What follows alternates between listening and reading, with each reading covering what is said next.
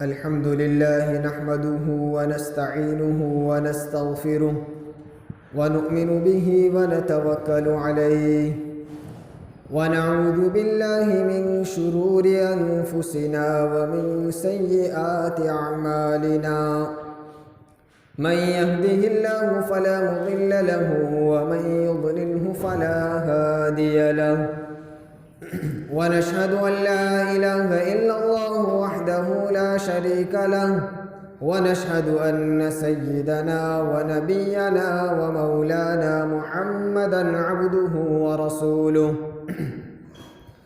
أما بعد فأعوذ بالله من الشيطان الرجيم بسم الله الرحمن الرحيم يا أيها الذين آمنوا استعينوا بالصبر والصلاة إن الله مع الصابرين وقال تعالى إن الصلاة تنهى عن الفحشاء والمنكر وقال تعالى حافظوا على الصلوات والصلاة الوسطى وقوموا لله قانتين صدق اللہ العظیم۔ محترم و مکرم میرے ایمانی بھائیوں، اللہ تبارک و تعالیٰ نے یہ ایک وسیع کائنات بنائی ہے۔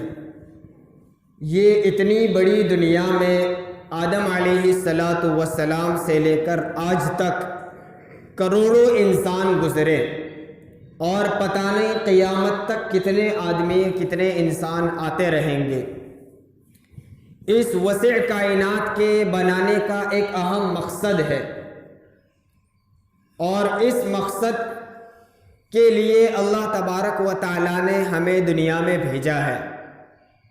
اس دنیا میں آ کر ہر انسان اپنے صحیح مقصد کو پہچان نہیں سکا، حالانکہ اللہ رب العزت نے خاص مقصد کے لیے ہمیں دنیا میں بھیجا، لیکن آنے والے بہت سارے انسان وہ ہیں جو اپنے مقصد کو بھول گئے۔ وہ مقصد کیا ہے جس کے لیے اللہ تبارک و تعالیٰ نے ہمیں اس دنیا میں بھیجا ہے؟ تو خود رب کائنات کلام مجید میں ارشاد فرماتے ہیں وَمَا خَلَقْتُ الْجِنَّ وَالْإِنسَ إِلَّا لِيَعْبُدُونَ، کہ میں نے انسانوں اور جناتوں کو محض اپنی عبادت کے لیے پیدا کیا۔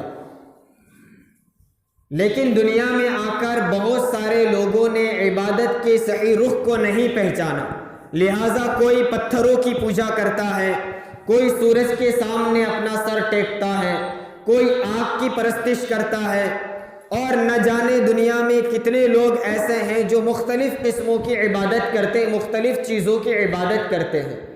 اور دنیا میں ایک طبقہ وہ بھی ہے جس کا کہنا یہ ہے، جن کا عقیدہ یہ ہے کہ اس دنیا کو بنانے والا کوئی نہیں ہے، دنیا از خود چل رہی ہے، اپنے آپ چل رہی ہے۔ لیکن قربان جائیے اللہ تبارک و تعالیٰ کی رحمت پر کہ اللہ رب العزت نے ہمیں ایک ایسا دین عطا فرمایا جو سچا دین ہے، اور اللہ رب العزت نے ہمیں ایک سچے دین کے لیے قبول فرما کر صحیح عبادت کے لیے قبول کیا۔ لہٰذا ہم نہ کسی پتھر کی پوجا کرتے ہیں، نہ کسی مورتی کی پرستش کرتے ہیں، نہ آگ کو اپنا معبود مانتے ہیں، نہ سورج کو اپنا خالق سمجھتے ہیں، بلکہ ہم صرف ایک اللہ کی عبادت کرتے ہیں۔ اللہ رب العزت کا یہ فضل ہوا کہ ہم اپنا قیمتی سر صرف اللہ کی بارگاہ میں جھکاتے ہیں۔ یہ اللہ کا بہت بڑا انعام ہے۔ انسانی اعضاء میں سب سے بڑا رتبہ جس عضو کا سمجھا جاتا ہے وہ انسان کا سر ہے۔ اسی لیے انسان اپنے سر پر کوئی ایسی چیز رکھنا گوارا نہیں کرتا جو پیروں تلے رکھی جاتی ہو۔ انسان کے سر پر اگر جوتا مارا جائے تو وہ بہت ناراض اور خفا ہوتا ہے۔ پیروں تلے رکھی جانے والی چیزیں انسان اپنے سر پر رکھنا گوارا نہیں کرتا، اس لیے کہ یہ سر تمام اعضاء میں ایک عظیم عضو سمجھا جاتا ہے۔ اسی عظیم عضو کو، اسی پیشانی کو ہم اللہ تبارک و تعالیٰ کی بارگاہ میں جھکاتے ہیں، اور اسی کو ہم کہتے ہیں نماز۔ یہ نماز بہت بڑی اور بہت اہم عبادت ہے۔ ساری عبادات میں سب سے بڑا رتبہ جس عبادت کو حاصل ہے وہ نماز کی عبادت ہے۔ اور یہ نماز اللہ تبارک و تعالیٰ کی طرف سے عطا کردہ ایک عطیہ، ایک ہدیہ ہے، ایک گفٹ ہے۔ اور ہم سب کا طرز عمل یہی ہے کہ جس کی طرف سے ہمیں کوئی انعام ملے، کسی کی طرف سے ہمیں گفٹ ہو تو ہم اس سے ناراض نہیں ہوتے، ہم اس سے خفا نہیں ہوتے، اس انعام کو، اس گفٹ کو ہم بوجھ نہیں سمجھتے۔ تو اسی طرح یہ نماز ہمیں بطور ہدیہ، بطور عطیہ کے عطا کی گئی ہے، اس لیے ہم ہرگز اس کو بوجھ نہ سمجھیں۔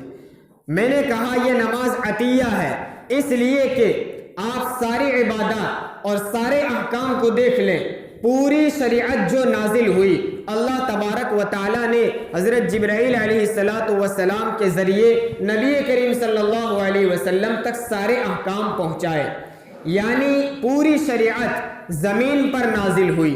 لیکن جب نماز کا تحفہ، نماز کا ہدیہ اللہ تبارک و تعالیٰ نے دینا چاہا تو خود امام الانبیاء محمد رسول اللہ صلی اللہ علیہ وسلم کو اللہ تبارک و تعالیٰ نے ساتوں آسمانوں سے پار اور اپنے عرش معلیٰ سے اوپر تک اور اپنے خصوصی دربار میں بلایا اور وہاں یہ تحفہ عطا کیا گیا۔ محترم دوستو، جب ہمارے گھر کوئی مہمان آ جائے تو جس درجے کا مہمان ہوتا ہے ہم اسی قسم کی اس کی خاطر تواضع، اس کی مہمان نوازی کرتے ہیں۔ جس درجے کا مہمان ہوتا ہے اسی درجے کا تحفہ اور ہدیہ ہم اسے دیتے ہیں۔ اگر پڑوس کا بچہ ہمارے گھر آیا ہے، ہمیں 2-5 روپے 10 روپے اسے انعام کے طور پر خوشی کا اظہار کرتے ہوئے دے دیتے ہیں۔ کوئی رشتہ دار کا بچہ کئی دنوں کے بعد آیا ہے، ہم 20-50 روپے دے دیتے ہیں۔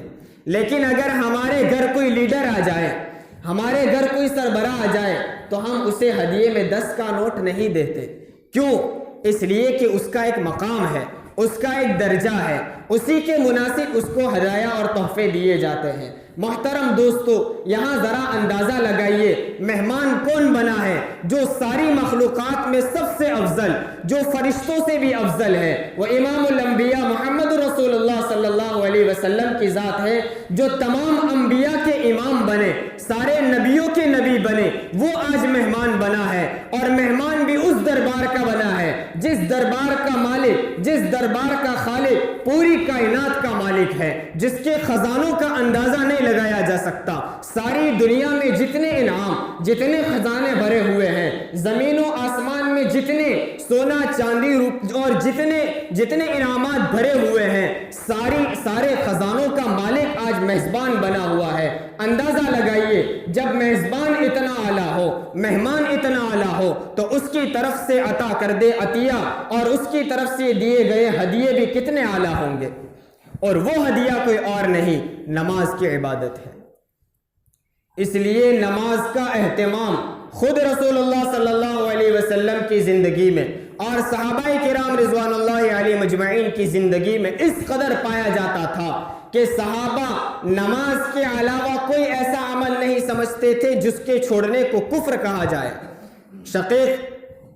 شقیق نخعی رحمۃ اللہ علیہ جو ایک جلیل القدر تابعی ہے، بہت سارے صحابہ سے انہوں نے صحبت پائی ہے، فرماتے ہیں کان اصحاب محمد صلی اللہ علیہ وسلم لا يرون شيئا من الاعمال ترکهم کفر غیر الصلاۃ، کہ نبی کریم صلی اللہ علیہ وسلم کے صحابہ نماز کے علاوہ کسی عمل کے چھوڑنے کو کفر نہیں سمجھتے تھے، صرف نماز ایسی چیز تھی جس کے چھوڑنے پر صحابہ یوں سمجھتے گویا اس نے کفر کر لیا۔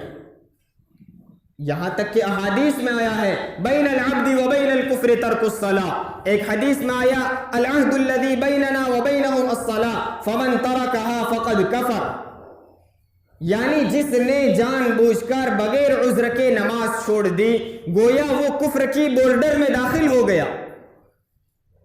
ایک نماز کے چھوڑنے پر، جان بوجھ کر بغیر عذر کے نماز چھوڑنے پر یہ سخت وعید سنائی گئی۔ محترم دوستو، ہم اپنے معاشرے پر نظر دوڑائیں، ارے معاشرہ کیا، خود ہم اپنی ذات پر، اپنی زندگی پر نظر دوڑائیں، ہماری کتنی نمازیں بغیر عذر کے بلا وجہ معمولی بہانے پر چھوٹ جاتی ہیں۔ صحابہ کرام رضوان اللہ علیہ مجمعین تو بڑی بیماریوں میں بھی نماز کو چھوڑنا گوارا نہیں کرتے تھے، چاہے ہمارے اعضاء شل ہو جائے، چلنے کی طاقت نہ ہوتی، اس کے باوجود بھی نماز کا اتنا اہتمام کہ دو آدمیوں کے کندھوں پر سہارا دے کر مسجدوں میں آتے اور صف میں انہیں داخل کر دیا جاتا اور وہ نماز پڑھتے تھے۔ ابن مسعود رضی اللہ تعالیٰ عنہ کی روایت میں موجود ہے، فرماتے ہیں کہ اللہ کے رسول صلی اللہ علیہ وسلم کے زمانے میں ہم نے نماز چھوڑنے والا کسی کو نہیں دیکھا سوائے اس شخص کے جس کا نفاق کھلم کھلا ہوا کرتا تھا، جو علانیہ نفاق منافق ہوتا تھا۔ نبی کریم صلی اللہ علیہ وسلم کے زمانے میں ایک طرف تو سچے مسلمان بھی تھے، دوسری طرف ایک طبقہ وہ تھا جو اپنے آپ کو مسلمان کہا کرتا تھا، لیکن ان کے دلوں میں کفر ہوتا۔ وہ اپنے نام سے اور اپنی رہائش سے، اپنے طور و طریق سے یہ ظاہر کرتے کہ ہم مسلمان ہیں، لیکن چپکے چپکے کفر بھی کیا کرتے تھے۔ اس طبقے میں بھی کچھ لوگ ایسے تھے جن کا نفاق سب کو معلوم نہیں تھا، ان کا نفاق چھپا ہوا تھا، اور ایک طبقہ وہ تھا جس کا نفاق سب کو معلوم تھا۔ تو نماز چھوڑنے والے صرف وہ لوگ ہوتے تھے جو علانیہ نفاق کرتے تھے، جن کا نفاق سب کو معلوم ہوتا تھا۔ ان کے علاوہ وہ لوگ بھی جن کا نفاق چھپا ہوا ہوتا تھا، ان کے دلوں میں اسلام اور ایمان نہیں تھا، لیکن ان کا کفر بھی سب کو معلوم نہیں تھا، وہ لوگ بھی اللہ کے رسول کے زمانے میں نماز چھوڑنا گوارا نہیں کرتے تھے، ہمت نہیں کرتے تھے۔ آج ہم اپنے آپ کو سچا پکا مسلمان سمجھتے ہیں، ہم اپنے آپ کو عاشق رسول بھی کہتے ہیں، ہم اپنے آپ کے لیے یہ اعلان بھی کرتے ہیں کہ ہم اسلام کے لیے جان دینے کو تیار ہیں۔ اللہ ہمارے جذبات کو قبول فرمائے، لیکن دوستو ہم اپنے اعمال سے کتنا ظاہر کرتے ہیں کہ ہم سچے مسلمان ہیں۔ یہ نماز ایسی عبادت ہے کہ اسی نماز میں اللہ رب العزت سے بندہ سب سے زیادہ قریب ہوا کرتا ہے۔ حضرت انس رضی اللہ تعالیٰ عنہ کی روایت ہے، فرماتے ہیں ان احدکم اذا صلی یناجی ربہ، کہ جب کوئی بندہ نماز پڑھتا ہے تو وہ نماز میں اپنے رب سے سرگوشی کرتا ہے، اپنے رب سے باتیں کرتا ہے۔ ہم دنیا کے کسی معمولی آدمی اور دنیا کے کسی لیڈر سے بات کرنے پر تو بڑا فخر سمجھتے ہیں، کسی سردار سے ہمارا کانٹیکٹ ہو جائے تو ہم لوگوں میں کہتے پھرتے ہیں کہ فلاں آدمی سے میرا تعلق ہے، لیکن محترم دوستو یہ سربراہ تو ایک وقتی ہے، یہ لیڈران اپنی جگہ پر ہے، ان کا رتبہ اللہ کے رتبے کے مقابلے میں کوئی حیثیت نہیں رکھتا، ان کو جو مقام بھی ملا وہ اللہ کی طرف سے عطا کردہ ہے۔ اور جب بندہ نماز پڑھتا ہے تو یہ سارے لیڈروں کو چھوڑیے، نماز میں خود رب کائنات سے گفتگو کر رہا ہوتا ہے۔ ارے ہمیں وہ استحضار نصیب ہو جائے۔ اس لیے اللہ کے رسول صلی اللہ علیہ وسلم نے فرمایا ان تعبد اللہ کأنک تراہ فإن لم تکن تراہ فإنہ یراک، عبادت ایسے کیجئے کہ آپ خود رب کائنات کو دیکھ رہے ہیں، اللہ کا دیدار کر رہے ہیں۔ اگر یہ کیفیت نہ پیدا ہو تو کم از کم یہ کیفیت پیدا کر لیں کہ میرا اللہ مجھے دیکھ رہا ہے۔ محترم دوستو اس بات کا میں خود پہلے مخاطب ہوں اور ہم سب اس بات کے محتاج ہیں، ہم اپنی نمازوں کو دیکھیں، ہم اپنی نماز میں کتنی دیر اللہ کی طرف متوجہ رہتے ہیں اور ہماری نماز کا کتنا حصہ دنیا کی طرف رہتا ہے۔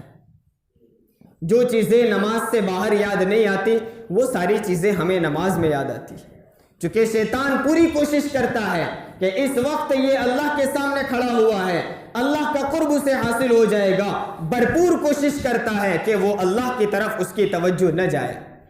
جب بندہ نماز میں ہوتا ہے اس وقت سب سے زیادہ وہ اللہ سے قریب ہوا کرتا ہے۔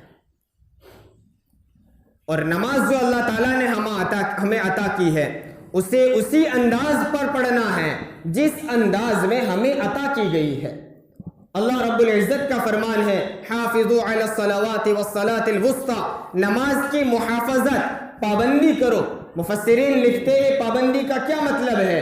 یہاں محافظت سے بیان کیا کہ جس نوعیت کے ساتھ نماز پڑھنے کا حکم دیا گیا اسی نوعیت، اسی کیفیت کے ساتھ نماز پڑھی جائے۔ نماز کا حکم ہمیں جماعت کے ساتھ مسجد میں حاضر ہو کر پڑھنے کا دیا گیا۔ عزیزو اگر ہم نے گھر میں بھی نماز پڑھ لی صرف فریضہ ادا ہو جائے گا، لیکن شریعت نے ہمیں وہ نماز نہیں دی کہ آپ گھر میں اور جہاں چاہے پڑھ لیجئے۔ اگر کوئی عذر ہے تو اس کے لیے حکم الگ ہے، جو مسجد میں نہیں آ سکتا، اتنا بیمار ہے کہ اس کو مسجد تک آنا دشوار ہے، ایسی سخت ترین بارش ہے کہ گھر سے نکلنا دشوار ہے، ایسی سخت ٹھنڈی ہے کہ وہ کسی اور کام کے لیے بھی گھر سے نہیں نکلتا، یا باہر کسی ایسے دشمن کا خوف ہے کہ جو ہمیں مارنے کے لیے کھڑا ہوا ہے، ایسے اعذار میں جماعت کے چھوڑنے کی اجازت ہے۔ لیکن بغیر عذر کے معمولی باتوں میں جماعت کے چھوڑنے پر بھی سخت وعیدیں آئی ہیں۔ دیکھیے آپ کو میں ایک روایت سناؤں، اس سے پہلے ہم سب جانتے ہیں کہ اس امت کے لیے سب سے زیادہ رونے والے، اس امت پر سب سے زیادہ شفقت کرنے والے، اور اس امت کے خاطر فاقوں پر فاقے برداشت کرنے والے، اس امت کے خاطر اپنی ساری زندگی جہاد میں، اسفار میں، لوگوں کی منت سماجت کرنے میں گزارنے والے، اس امت کے خاطر رات رات اللہ کے دربار میں سر ٹیک کر رات رات رونے والے امام الانبیاء محمد الرسول اللہ صلی اللہ علیہ وسلم سے بڑھ کر کوئی نہیں۔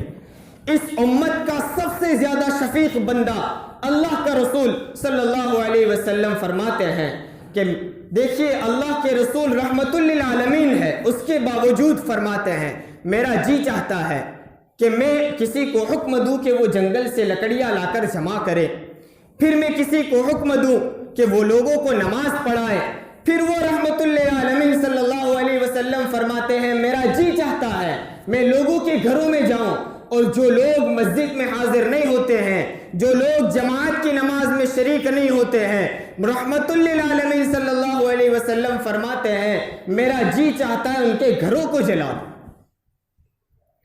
ایک روایت سے پتہ چلتا ہے اللہ کے رسول نے فرمایا کہ اگر مجھے ان کی عورتوں اور بچوں کا خوف نہ ہوتا تو میں ان کے گھروں کو جلا دیتا۔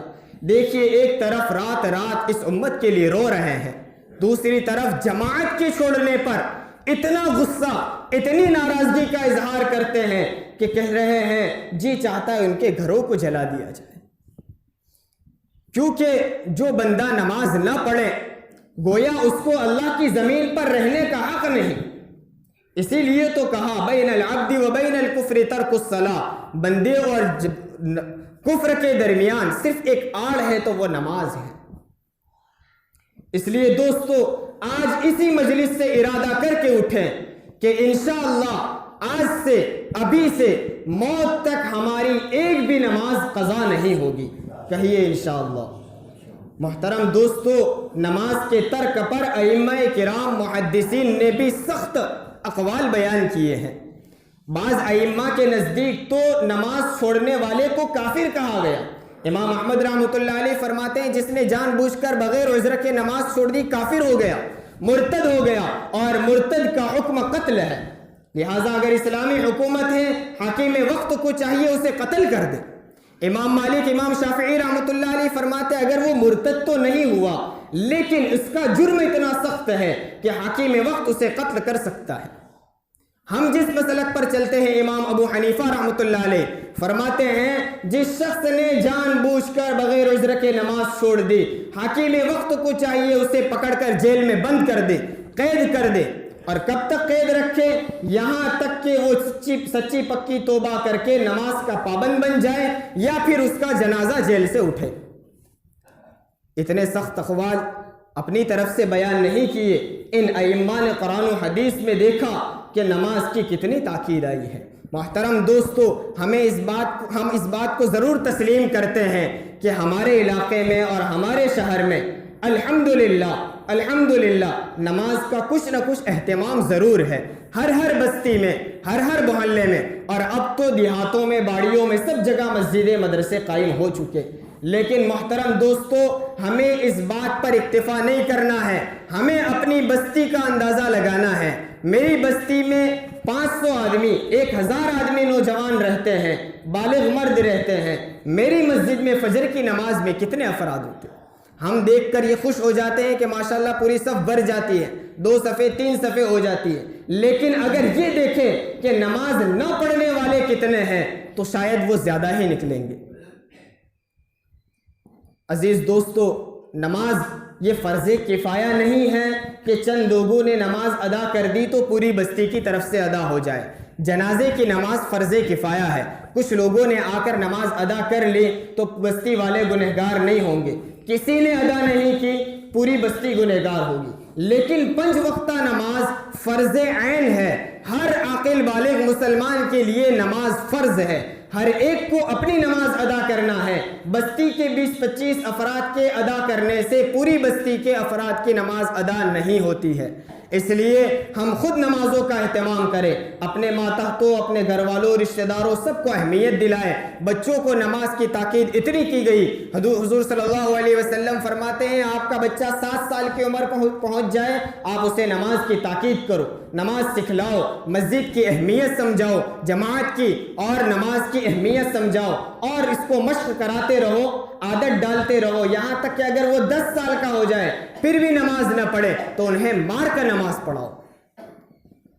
اب ہم اپنے ماتحتوں کے ساتھ کیا سلوک کرتے ہیں؟ ہمارا بچہ بستی میں کھیل رہا ہے، ہم نماز پڑھ کر آ گئے، میرے بچے نے نماز پڑھی یا نہیں پڑھی، میرے چھوٹے بھائی نے نماز پڑھی یا نہیں پڑھی، اس کی فکر ہمیں کرنی ہے۔